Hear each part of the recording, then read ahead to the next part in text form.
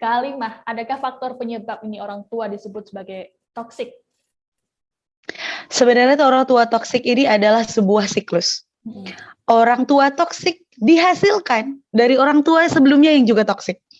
Jadi ketika kita berbicara tentang kekerasan fisik, kekerasan emosional, orang tua yang suka nyindir anaknya, suka menyinyirin, bahkan ketika anaknya berprestasi, misalnya anaknya dapat juara dua doang. Nggak bisa kamu dapetin juara satu.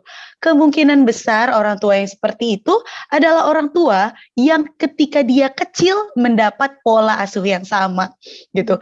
Kalau ditanya penyebabnya, hampir selalu jawabannya satu, siklus.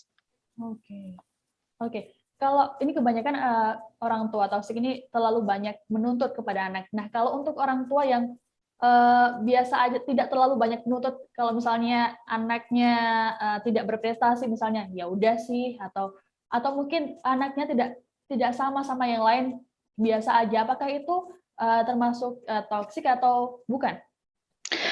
Tugas orang tua adalah memaksimalkan potensi anak. Jadi kadang-kadang kita merasa bahwa ya udah anakku memang orangnya biasa-biasa aja, dia nggak pintar, nggak bodoh, orangnya standar-standar aja. Padahal mungkin dia standar-standar aja di bagian akademis. Siapa tahu di bagian seni, bagian olahraga, atau bagian teknologi, dia itu ternyata di atas rata-rata. Tugas kita sebagai orang tua adalah memfasilitasi hobi anak ataupun ketertarikan anak. Nggak perlu memfasilitasi dengan hal-hal yang mahal, tapi cukup dengan memberikan dukungan.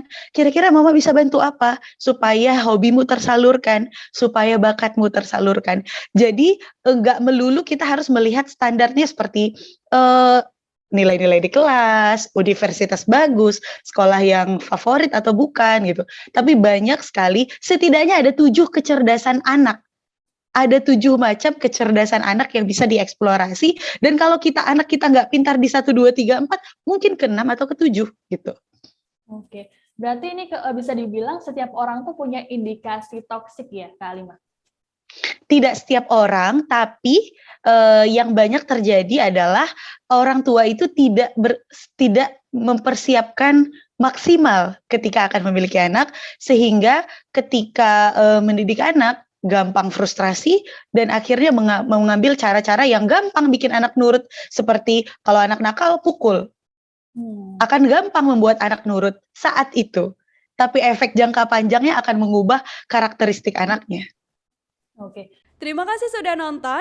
Jangan lupa like, subscribe, dan share ya.